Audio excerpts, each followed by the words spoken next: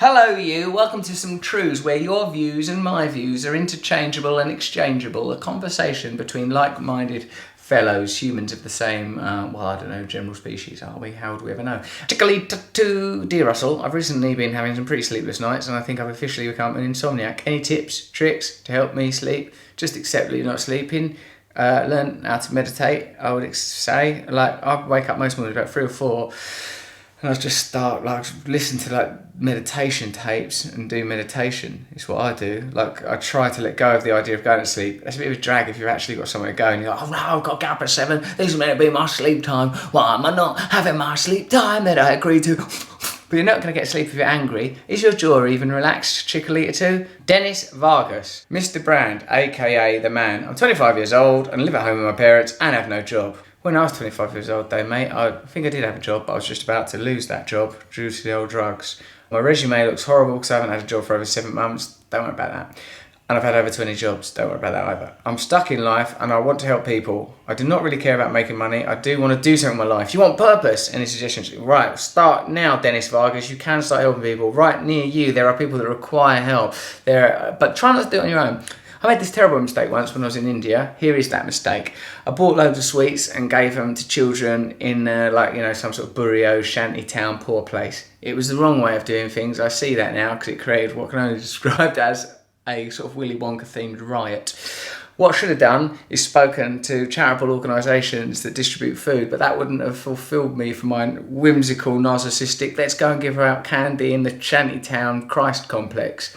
But I've learned that it's better to offer help in allegiance and alliance with others in a structured way, and I suggest you do that too, Dennis. Just inquire about it, pursue it, and the pathway will appear. There's a very good Goethe quote for this that has to do with commitment. Commit to it, Dennis. Dean Kane. Do you think we're getting any closer to the government treating drug addicts as individuals with an illness? At the moment, they're often treated as criminals. I know you made this point previously. Not really. I don't think we're getting any closer. I think there's a sort of a general social understanding that addiction is an illness and that addiction manifests through many, many behaviours. But I don't think we're getting any closer to governmental change. And I'm beginning to question whether or not we should even look for governmental change or change from above. I think, really, when popular movements rise up, change happens. EastEnderholic. Do you like EastEnders? Russell, I'm a 17-year-old guy who feels incredibly lonely and worthless despite having some decent friends around me. That's interesting. Friends aren't assuaging these feelings of loneliness and worthlessness. I have supportive friends and go out at least once a week. Yet I feel completely alone just because I don't have people messaging me 24/7. I've accomplished a decent amount both academically and otherwise, yet I still view myself as worthless. And it isn't rare for me to think about ending it all.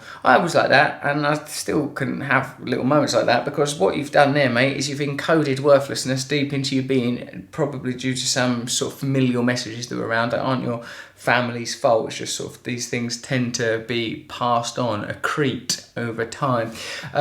What you need to do, mate, is a thorough inventory of yourself, but you probably need a way into it. Let me read the rest of it and see if I can find the answer. However, when I get into this depressive state, it usually wears off after a while and I go back to normal and act like all is fine, only for it to happen again the following month, except this month it's really taken hold. Throw into the mix my sexuality issues and uncertainty over uni, apprenticeships, etc. My life's a right state. Any advice appreciated. It's normal to feel like this when you're 17. You're on the precipice of a new life. Your identity hasn't fully formed yet. Your identity will form. Be patient with yourself.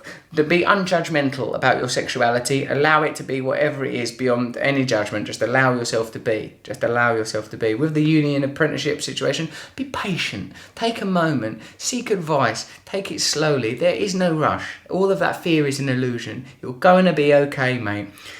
Stop watching so much EastEnders is the key thing I'll say. If you're holicking EastEnders, that can't be a good thing. That'll be contributing to the depression. So you've identified correctly that just simply having friends and associates won't in itself remove the problem. It's the kind of friendships that you have and it's the kind of the way you communicate. Try talking honestly and openly to the friends you do have. Say, do you start to feel a bit worthless? Don't blurt it out in a pub or a snooker hall when people are like, sort of go, eating some crisps and being all leery. Don't go, I feel worthless, baby, because that's the wrong context. Wait till there's a sort of a quiet moment. You're in a car, someone's dropping you off, maybe, I don't know, you're chatting and you go, sometimes I feel a bit worthless, and then I might go, I don't know. It's part of the human condition because ultimately, although we have infinite value, we attach that value to the wrong things. You're going to be fine, mate. Don't worry about it. That was some Trews, and looking back over it now, I stand by every single solitary last bloody bleeding old word I said. Thank you for listening. If you want to subscribe here, you can, or just go over to something else, like some kid somewhere, and subscribe to their one. I don't mind. I'm not competitive, but I am quite competitive. But in this mood, it just doesn't seem that important. Hare Krishna.